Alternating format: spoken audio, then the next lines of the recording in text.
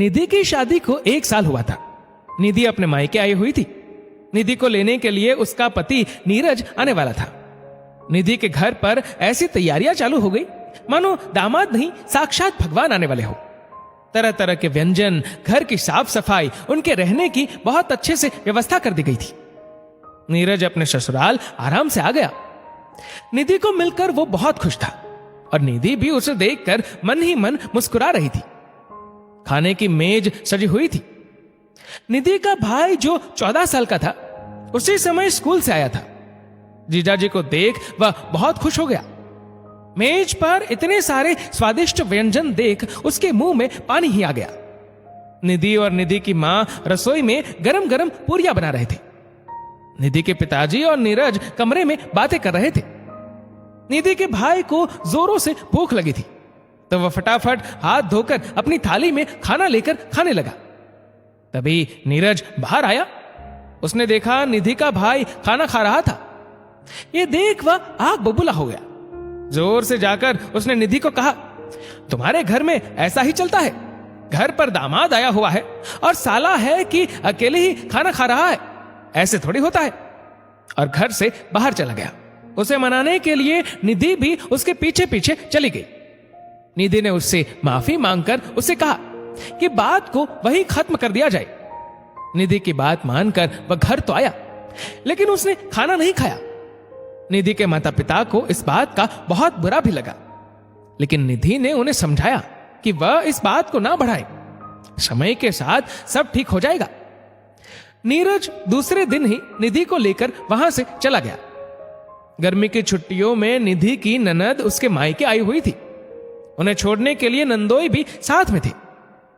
सभी ने नंदोई जी को बड़ी आवभगत की। उन्हें लजीज पकवान खिलाए। उनके लिए काफी सारे तोहफे लाए गए। नीरज ने उन्हें एक शर्ट उपहार स्वरूप दी। शर्ट देखते ही नंदोई जी बोल पड़े, क्या साले साहब, सेल में से शर्ट खरीद के लाए हो? क्योंकि यह तो नई नहीं लग रही।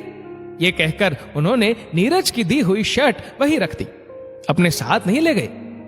उनकी यह बात सुनते ही नीरज आग बबूला हो गया। तभी निधि ने नीरज का हाथ पकड़कर उसे खामोश रहने को कहा। सबके जाते ही निधि ने शांति से नीरज से बात की। उसने कहा, मैं जानती हूं आपको बुरा लगा है। नंदोई जी ने जो आपसे कहा हो सकता है वह उनके लिए मजाक हो, लेकिन ये आपको चुभ गया। यदि आप याद करें तो आपको याद आएगा कि जब आप मेरे घर आए थे और मेरे भाई ने खाना खा लिया था तब आपको बहुत गुस्सा आया था और आप गुस्से से घर से बाहर चले गए थे। मेरी मां ने स्वादिष्ट खाना सिर्फ आपके लिए बनाया था।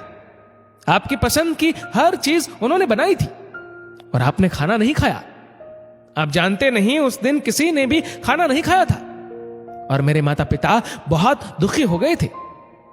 हम बेटियां तो अपने ससुराल को अपना घर समझकर सारे रिश्ते नाते, हंसी ठिठोली, कभी मजाक तो कभी व्यंग सब झेल लेती है। आपको तो आपके ससुराल में इतना मान सम्मान मिलता है, लेकिन फिर भी छोटी छोटी सी बातों को लेकर अपनी पत्नी के मायके में इस तरह से हंगामा करना, उन लोगों को चोट पहुंचाना अच्छा नहीं होता। नीरज ने निधि से कुछ कहा नहीं, लेकिन वह जान चुका था उसने निधि के घर जाकर जो व्यवहार किया वह सही नहीं था। उसने तय किया कि वह अब ऐसा कभी नहीं करेगा, ना ही किसी के ऐसे व्यवहार को बर्दाश्त करेगा।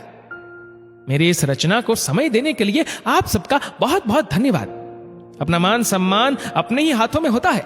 जैसा व्यवहार आप दूसरों से चाहते हैं वैसा व्यवहार पहले दूसरों से करना सीखिए। इस वीडियो को लेकर आपकी क्या राय है नीचे कमेंट करके जरूर बताएगा। और अगर आपको वीडियो अच्छा लगा हो तो इस वीडियो को लाइक करेगा।